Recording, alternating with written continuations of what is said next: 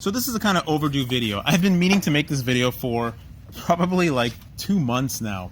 I have been slowly experimenting with 2-inch class and under quads, trying to find a tiny whoop, brushless tiny whoop equivalent, because I am relatively allergic to brushed motors because they burn out. They don't burn out, they just lose their power over like 20 batteries, and it's just not that great. I prefer brushless. So in this category, I actually built this, I think like 4 months ago, the stack, and this frame that I had that I cut actually had the prop guards on it. And what I learned was that when you have these prop guards, if you have the lower ring of prop guards, it's blocking basically all the thrust. So the thing wouldn't even fly with the lower ring of prop guards on. So I just cut it all off, saved a whole bunch of weight.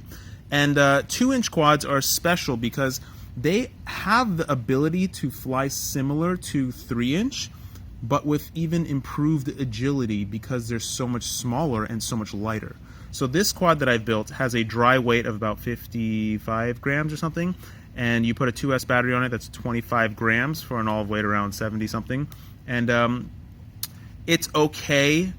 And here's where my recommendation starts. So Banggod sent me a 20 by 20 Pico Blocks copy board, as well as the 4-in-1 ESCs that are 20 by 20 amp, 20 by 20 millimeters, which is really great.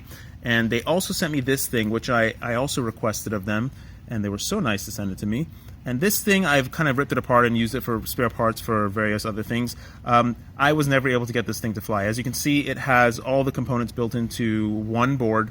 It has, it's actually it's a F1 board, and it's a Betaflight. It's running Betaflight, and it actually had the newest Betaflight on it too. And the ESCs do run BL Heli. They actually run D-Shot 150. I was able to run D-Shot 150 on these, although I don't know if it was reliable, because as soon as I plugged in the battery the first time, it burnt out one of the ESCs. So I can't even test it. This never flew. I used its parts for various other things. This is the camera from it. The camera's actually pretty good. That worked on there. The problem I've been having is that I've just been kind of sort of slowly experimenting with motors, and I had some RCX 1105 motors a while ago, which were powerful enough to carry a GoPro on top of a fully caged quad. I have a video on my channel from a long time ago. These little tiny Racer Star motors are pretty much useless. They're garbage. They generate no thrust, they have no power, they are super weak. If you look at them too hard, they break. They are more fragile than the HQ 5x4x3 glass fiber props. And they also have a press fit, which also sucks. If you run them on 2S, the press fit usually comes undone if you punch it too hard, and they really have no power. This thing will barely hover. I have to fly it in auto level, and I don't even have any good flight footage because it's just so terrible. And that's why I haven't made this video yet, because I don't have any good flight footage to show you guys. Surprisingly, this little tiny thing did have vibration issues, so I did have to put my TPU mount thing on the flight controller, as you can see here, and that did solve all the vibration issues. Alternately, I think one layer of electrical tape under the motors probably would have solved the problem. I now I've tested a couple props. These props are okay. I mean, they're not special. I've actually cut them down to 2 inches. The original, they're a little bit bigger than 2-inch.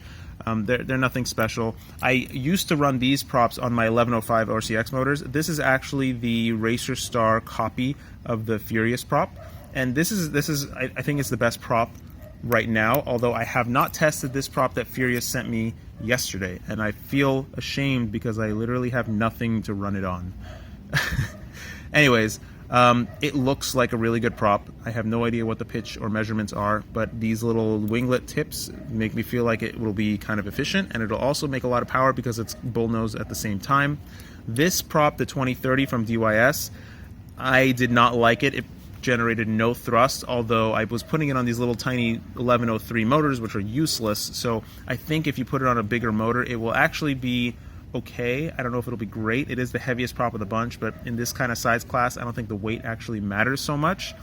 If you use these props with a press fit motor, you have to string a piece of floss through the middle hole and then press it on, and that will actually hold it tight.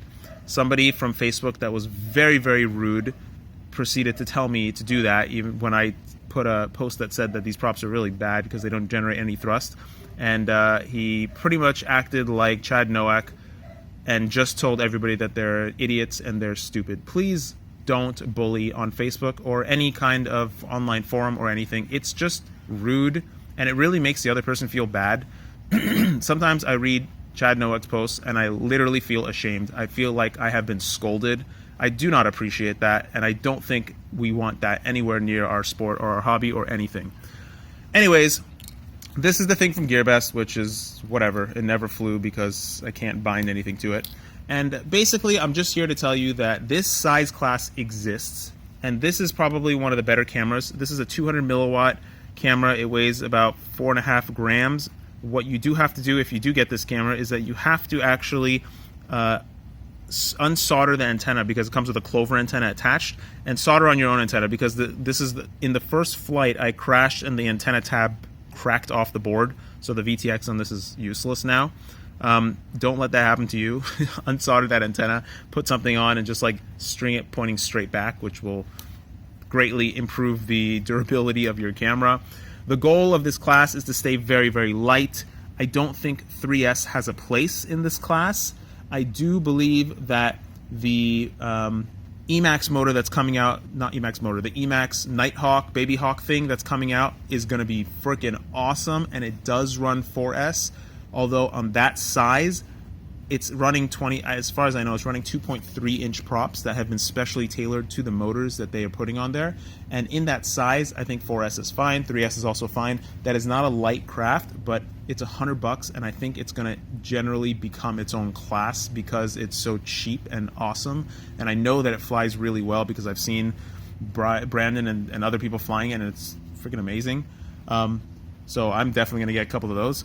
But aside from that, I am still experimenting with this size, with this general frame, and creating kind of other components.